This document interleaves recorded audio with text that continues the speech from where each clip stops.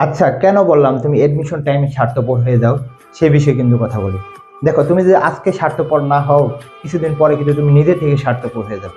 কেন স্বার্থপর হয়ে যাবে সেই বিষয়ে কিন্তু কথা বলি। দেখো, এই এডমিশন টাইমটা তোমাকে, এখন এডমিশন টাইম চলতেছে, ওটা 2 থেকে তুমি 3 মাস সময় পাচ্ছ। আর সর্বোচ্চ তুমি রাজশাহীর পরীক্ষা বলো, চট্টগ্রামের ভর্তি পরীক্ষা বলো, গুচ্ছের ভর্তি পরীক্ষা বলো, সর্বোচ্চ 3 মাসের বেশি তুমি সময় পাচ্ছ না।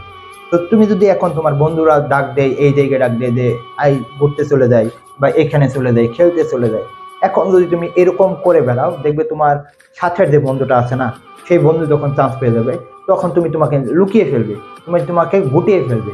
তখন তুমি স্বার্থপর হয়ে যাবে, অর্থাৎ তুমি তখন ঘুরতে পারবা না, তুমি তখন চলতে পারবা না তাদের সাথে। এটা বাস্তবতা।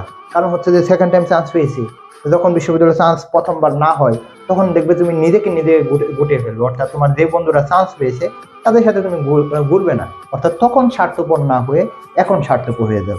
অর্থাৎ তুমি 2 থেকে 3 মাস ধরে স্বার্থপর হয়ে থাকতে পারো। হ্যাঁ, অনেকজনে তোমাকে এখন বলবে যে সে আমাদের সাথে মিশে না, আমাদের সাথে কথা বলে না, এরকম হতেই পারে। কিন্তু তুমি যখন 2 থেকে 3 মাস পরে একটা বিশ্ববিদ্যালয়, ভালো বিশ্ববিদ্যালয়ে চান্স পেয়ে যাবে, তখন দেখবে তখন তোমাকে সকলে কদর দিচ্ছে। আর এটা যদি না করো, তখন তোমাকে কেউ পাত্তা দিবে না। বাস্তবতা এটাই, যে তোমাকে পাত্তা দিবে না। এটাই।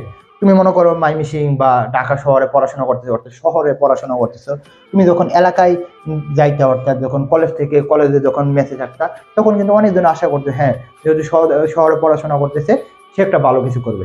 কিন্তু যখন তুমি এই এডমিশন টাইমে, তুমি গোল্ডেন রয়েছে, তোমার জিপিএ 5 রয়েছে, কিন্তু তুমি যদি এই এডমিশন টাইমের মধ্যে ভালো না করতে পারো, একটি বিশ্ববিদ্যালয়ে চান্স না পাও, তাহলে কিন্তু তারাই কথা শোনাবে, ভেবেছিলাম যে বিশ্ববিদ্যালয়ে চান্স পাবে, শহরে না পড়াশোনা করছে।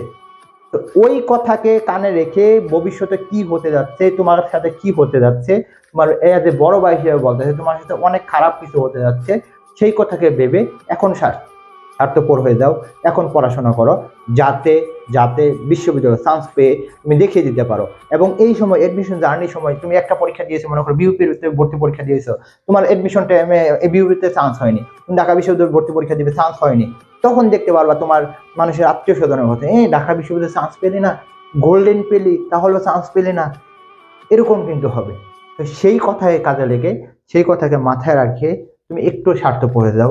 এখন প্রস্তুতি নাও, তোমার পিতা মাতার একটু কথা ভাবো, দেখবে তোমার মধ্যে আনন্দ কাজ করবে। যখন বিশ্ববিদ্যালয়ে চান্স পাবে, আমার কিছুই হবে না, তোমার আনন্দ কাজ করবে। তোমার যে অনুভূতিটা বিশ্ববিদ্যালয়ে চান্স পাওয়ার পরে, সেটা কিন্তু তোমার কাজ করবে।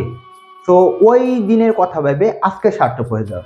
আজকে যদি স্বার্থপর হয়ে যেতে পারো, কিছুদিন পরে কিন্তু তুমি সকলের সাথে মিশে যেতে পারবা। আর যদি এখন সকলের সাথে মিশে চলো, দেখবে 2 থেকে 3 মাস পরে তুমি নিজেকে কিন্তু গুটিয়ে ফেলবা। তো সেই গুটিয়ে যাতে তোমার না ফেলতে হয়, তুমি আজকে স্বার্থপর হয়ে যাও।